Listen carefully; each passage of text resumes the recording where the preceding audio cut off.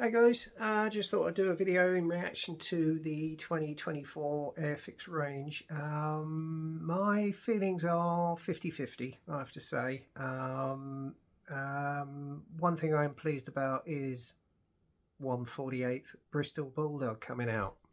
Awesome. Looks like it's going to be a beautiful kit by the CAD drawings and of the actual sort of prototype kit itself. It does look a lovely kit. I'm very pleased about that because I wasn't expecting that at all. So kudos to Airfix on that one. Also, I was very pleased about the fact they're bringing out in the quick kit range a 1/35th Sherman, which I think is modelled on the Firefly, and a Tiger 1, which I think is modelled on the early version. Because if any kids want to cut their teeth into armour and they want to have a first grab at building a kit that's not too complicated, that would be ideal. And the fact they've done it in 1/35th as well is pure genius. So hands up. So well done, Airfix. That is absolute genius. Because we're trying to get all the kids to come into the hobby, and that is a good starting point for them. So hats up to Airfix on that score. Also, in terms of reissues, I'm glad they're bringing out the Whitley again in the Mark V version. Because I personally had one which I bought before. Obviously, the job went out the window, and unfortunately I had to sell it. So it's a lovely kit of a early one of the early bombers of the Second World War. And surprisingly big how it is. It's almost the size of a Lancaster.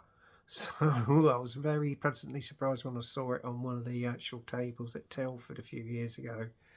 So I'm glad to bring out the Mark V again. I'm also quite pleased about the 5 kit set they're bringing out in regards to D-Day, which I think you've got 2 109s, you've got a Spitfire, you've got the Tempest, and what else is there? I think the Focke-Wulf 190 and a Typhoon, I think. I'm not sure. I might be wrong. I'll have to recap on the video. Disappointing in some other respects. They're bringing out yet another P51 Mustang, as if they haven't got enough already, in 1/72nd, and another 109 G10. Or was it an F4? An F4 in 72nd, which is the starter set. Also, I am pleased that they're bringing out the old T3 Jet Provost in its last marking, guys, with the white, black, grey and red. And it's done in the markings of the first female pilot that passed her test and went on to fly Hercules, apparently. So I'm pleased they're bringing that out in that markings. Gladiator, they're bringing out another lot of 2 markings. What else they're bringing out again? I can't remember. And I thought, yeah, it's not really sort of anything new, so I wasn't really that was a bit sort of anticlimactic.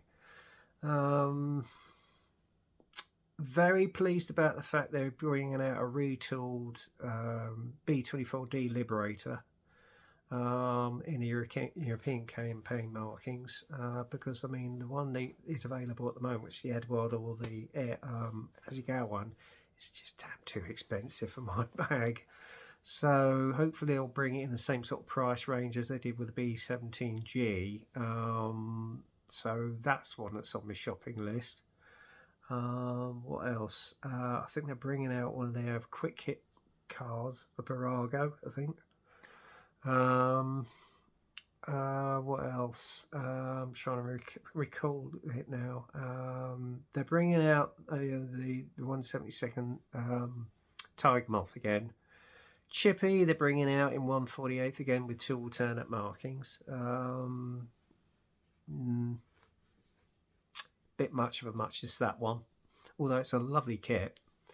What else? I'm trying to think of now. The other thing I'm quite pleased about is the fact they're bringing out a retail version of the Chinook. I've had a look at the CAD drawings of that, and the detail inside it looks superb, as well as the Liberator. And they've done it in the markings of the only sole survivor used during the Falklands War, BN, as well as on Operation Granby markings. So that I'm pleased about.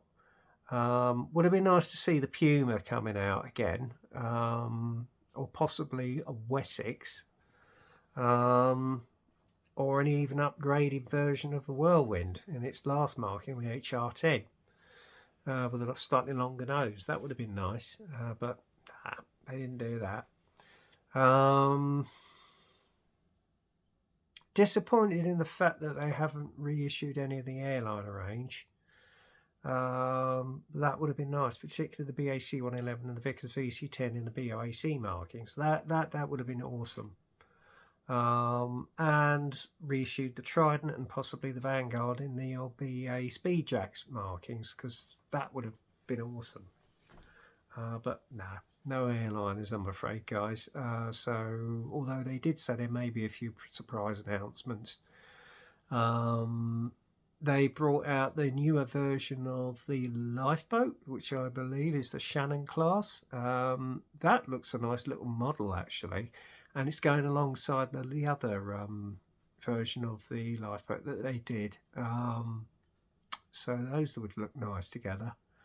Also, I'm pleased that they're reissuing 2 more of their old ships, 1600 ship range, warship range, be it that of HMS Ajax, which was used in the Battle of the River Plate, and also Admiral Jellicoe's flagship HMS Iron Duke during the Battle of Jutland during World War One. So I'm very pleased they're bringing them back out.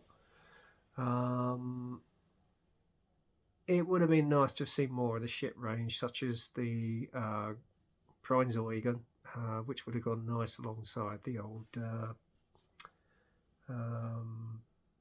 oh god, hang on, Bismarck, that's it, and Hood, and HMS Suffolk would have been nice if they reissued that as well. But no, no, they aren't coming out. Yeah, what was the other thing I was quite pleased about? It's obviously that announcement, 148th. They're bringing out the Bristol Bulldog on 148th. Sheer genius, because we did need a new tooling of the Bulldog, particularly an aircraft in the interwar years. I mean, it'd be nice if they retooled the actual Hawker Fury, or even did a Hawker Demon in 148th. But there you go. They may have that up their sleeve. You don't know. Or even a 148th Gloucester Gladiator. That would be nice. Or even a Siskin. Armstrong Whitley Siskin. You know, but we shall see. What was I really looking for? The only thing I was disappointed, and I know my brother was sort of anticipating it, was that they were hopefully going to reissue the old Nimrod. That would have been nice. I don't think they're going to reissue the V-bombers. They've sort of had their day, I think. So I think the Valiant and the Victor will be going out of production soon. So those are going to go to ridiculous prices, I should imagine, unless they're going to keep them into production. I'm not sure. The Vulcan we know has been retooled into the Black Buck version. So whether they'll keep that going or not, I'm not sure. But the Vulcan's always a good seller anyway. And I'm glad I've got one.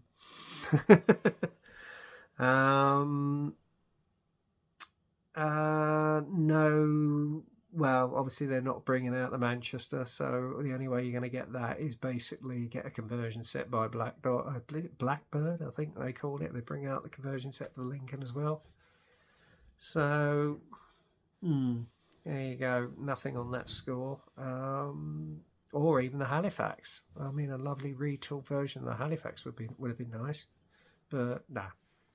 Or even a Sterling, but no. We've only got the Whitley, and that is it. And obviously, just recently announced they're going to rebox the Mark 1C Wellington in the Operation Heligoland markings, as well as a later version. So yeah, which possibly means the Mark II is going out of production. which is a shame because both of those are beautiful kits. But hey, you know, you can't have everything. And they're bringing out a set of 176 Grenadier Guards. I think they reissued last in the 60s. So yeah, don't think there's really a market for that anymore, to be honest with you. But hey, you know, they've got to give it a try. As I say, we didn't. It's always the case, you know. You're disappointed because you were sort of anticipating old kits that might resurface again, and they don't. But however, Chris did say that there may be a few sort of surprise announcements again throughout the next 12 months. So we'll have to wait and see. But I don't think there's a lot more I can comment on that. All I would say is I was sort of 50-50. Pleasantly surprised in some respects and pleased, but disappointed in others. But that's the way it goes. And I think, to be honest with you, I think that's probably going to be the case with most people, because they were obviously hoping that they were going to reissue maybe the SRM4 channel version, channel operating 4-engined hovercraft. As they recently reissued the SRM1 prototype. And maybe a new Sterling, as I previously mentioned, the retool, but no, not yet. Maybe they're working on it, you don't know. You don't know. It's good to see that the old Hamden's coming back, although that could do with a retool, to be honest with you, particularly on the interior, because it's very sparse. But yeah, that's on the shopping list anyway. Or I may just go for the long one, because that's got an actual edge brass set in it. Yeah, I think that's about it really. I can't think of any of the other subjects they may have raised in the actual announcement. But I think I've covered mostly everything really. No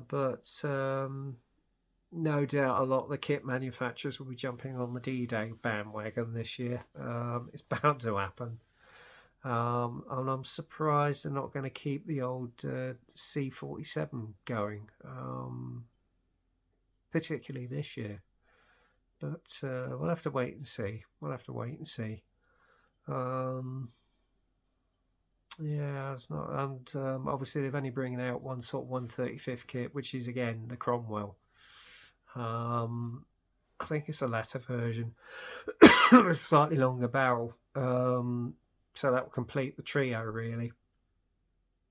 So I was a bit disappointed they didn't announce any more 135th armoured vehicles coming out, because there's a plethora of subject matter in there, particularly with Mini Art and ICM that bring out all the trucks and stuff, all the unusual stuff. But hey, there you go. Anyway, I think I'm actually going to finish soon, because my throat is getting very dry and my voice is going. And the first time I saw this video today was actually when I was in the chemist trying to pick up my prescription, and it came on. So I got a few strange looks when I was in there, but I thought, nah, I'm going to sit it out and watch it. So, yeah.